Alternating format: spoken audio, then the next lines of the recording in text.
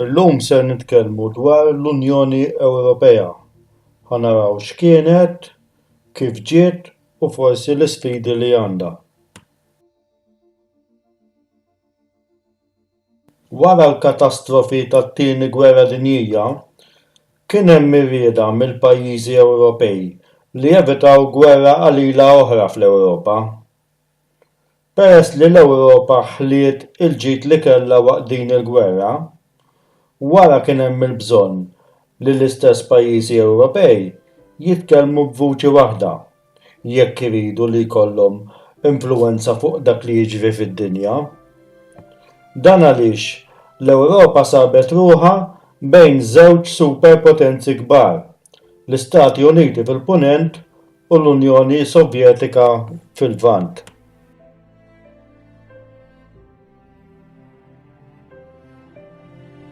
Imma x'inhi l-Unjoni Ewropea?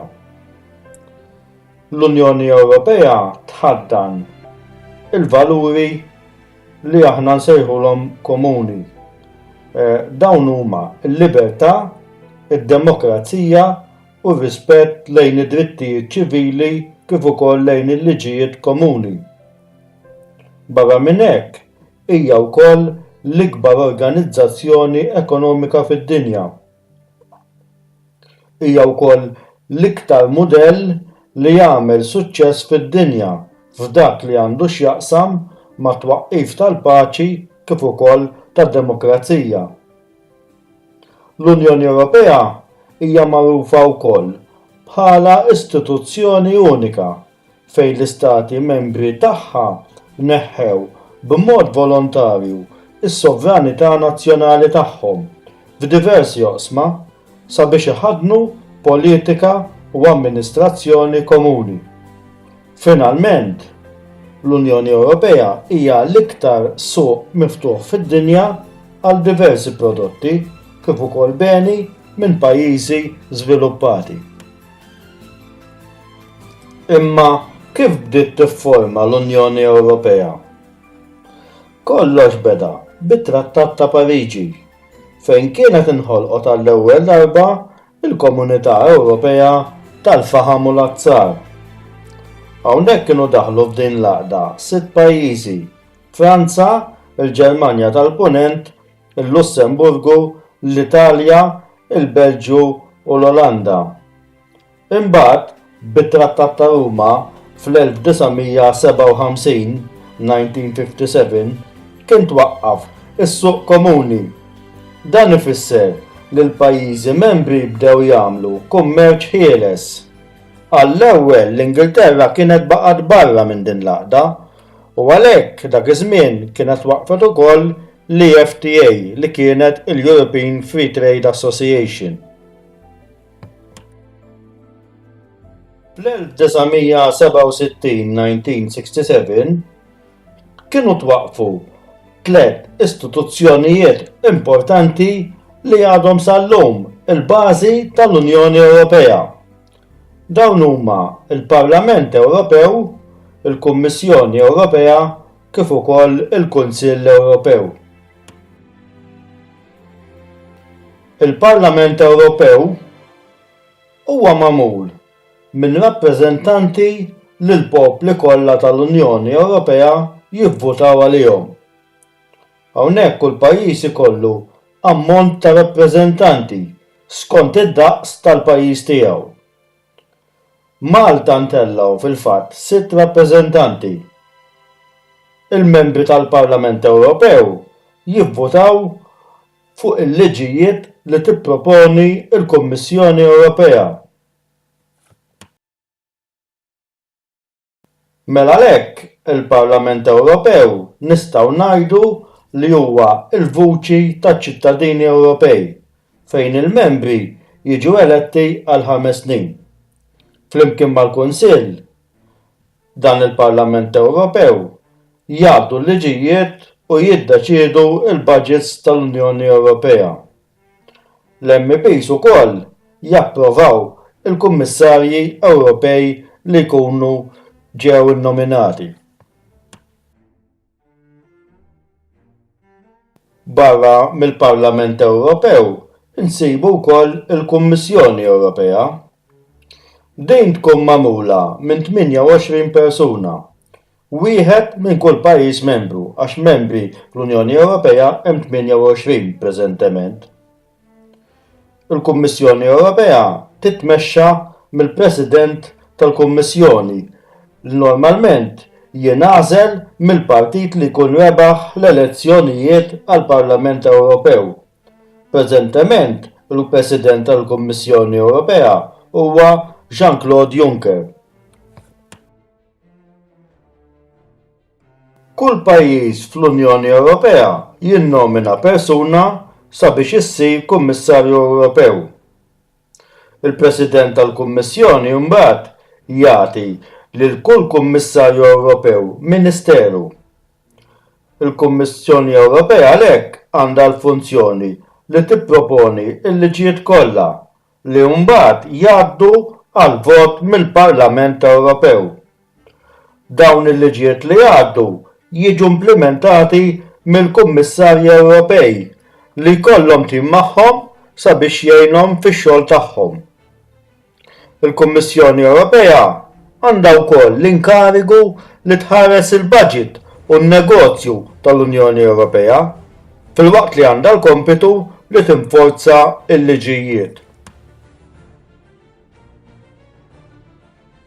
Finalment insibu il-Kunsill Ewropew. Dan huwa magħmul mill-Prim Ministri tal-pajjiżi membri tal-Unjoni Ewropea li jiltaqgħu sabiex jiddiskutu fuq xi problema partikolari jew anke sabiex jiddiskutu fuq liema policies jeħtieġ li jidħlu fis-seħħ.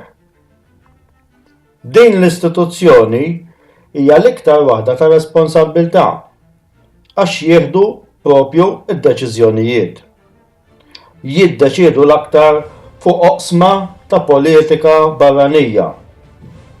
Il-President tal-Kunsill hawnhekk insibu li jinbidel kull 6 xhur f'sistema ta' rotazzjoni bejn il-membri stati kollha. Fl-ewwel nofs tas-sena 2017 fil-fatt Malta kellha l-Presidenza ta' dan il-Kunsill Ewropew. Mela wara li tkellimna fuq daw it-tliet istituzzjonijiet, insibu li wara dawn it-tliet entitajiet il-Komunità Ewropea komplet tikber billi daħlu aktar pajjiżi membri.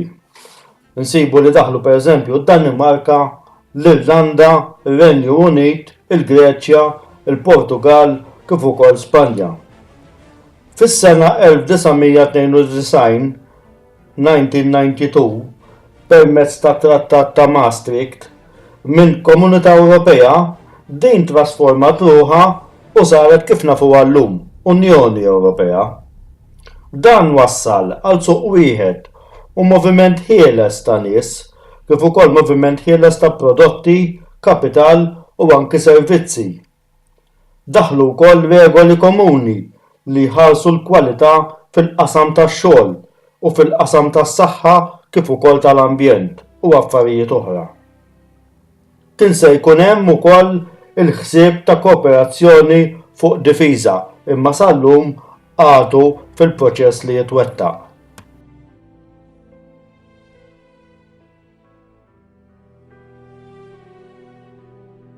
Pajjiżi membri komplew jidħlu aktar sakemm fl-2002 inħolqot il-munita tal-Ewro. L-iskop ta' din il-munita kien li jkun hemm għaqda monetarja u għalhekk aktar għaqda ekonomika. Fl-2004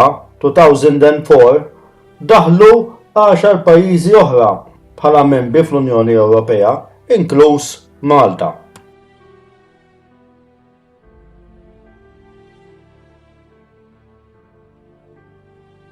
Fl-2007 ġie mbagħad iffirmat il-famuż Trattat ta' Lisbona. Dan wassal sabiex l-Unjoni Ewropea tingħata aktar poter għad-detriment ta' gvernijiet nazzjonali. Inħolqot ukoll il-pożizzjoni ġdida ta' President tal-Kunsill Ewropew f'dan it-Trattat ta' Lisbona, kif ukoll il-pożizzjoni ta' rappreżentant għoli tal-Unjoni Ewropea għall-affarijiet barranin u s-sigurtà li tirrappreżenta l-Unjoni Ewropea ukoll fin-Nazzjonijiet Uniti. Barra minn hekk daħlet ukoll il-bandiera u l-innu tal-Unjoni Ewropea li jimplikaw li huwa stat supranazzjonali. Li tajna titwila fuq l-Unjoni Ewropea u għedna x'inhi u kif seħħet u tkellimna wkoll fuq l-istituzzjonijiet importanti tagħha, issa tajjeb naraw x'inhuma l-għanijiet ta' din l-għaqda. L-ewwel għan huwa ż-żieda fil-kooperazzjoni bejn il-membri tagħha f'diversi oqsma, fosthom in-negozju, is-sigurtà, id-difiża, il-politika barranija, il-problemi soċjali kif ukoll dawk legali. Għandek ukoll l-għotja taċ-ċittadinanza Ewropea liċ-ċittadini ta' kull stat membru. Għan ieħor huwa t-tneħħija ta' kontrolli żejda fil-konfini bejn stat membru u ieħor. Għan importanti ieħor huwa li hemm iktar libertà li persuna tista' tgħix tistudja kif ukoll taħdem fl-istati membri. Finalment hemm munita komuni li tkompli ġġib aktar għaqda ekonomika fi ħdan l-Unjoni Ewropea. Iżda x'inhuma l-ikbar sfidi tal-Unjoni Ewropea? Żgur li l-isfidi l-kbar li ser titfaċċa u qiegħda titfaċċa l-Unjoni Ewropea huma rigward il-paċi u s-sigurtà. Veru li hemm ħidma man-NATO u l-UN u anke sehem f'missjonijiet umanitarji u ta' żamma l-paċi. Iżda l-isfida mhijiex faċli. L-Unjoni Ewropea żgur li provdiet ukoll sehem militari fi żminijiet meta kien hemm kriżi madwar id-dinja, però għad fadal ħafna xi jsir.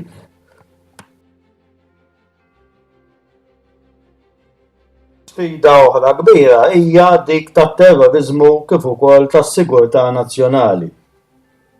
Qed issir kooperazzjoni ġudizzjarja bejn il-pajjiżi membri, kif ukoll l-infurzar tal-liġi u anke finanzjament kontra t-terrorizmu u anke dak li ngħidulu intelligence sharing. Qed ikun hemm ukoll aktar sigurtà fil-kummerċ u t-trasport li jgħinu żgur fil-ġlieda kontra t-terrorizmu. U x'ngħidu dwar l-isfidi globali?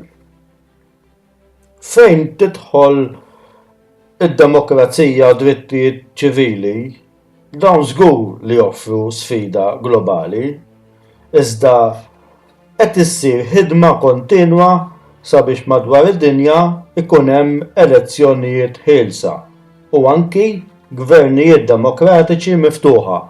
Ta' dan nistgħu nirringrazzjaw l-Unjoni Ewropea li qed tagħti sema f'dan ir-rigward.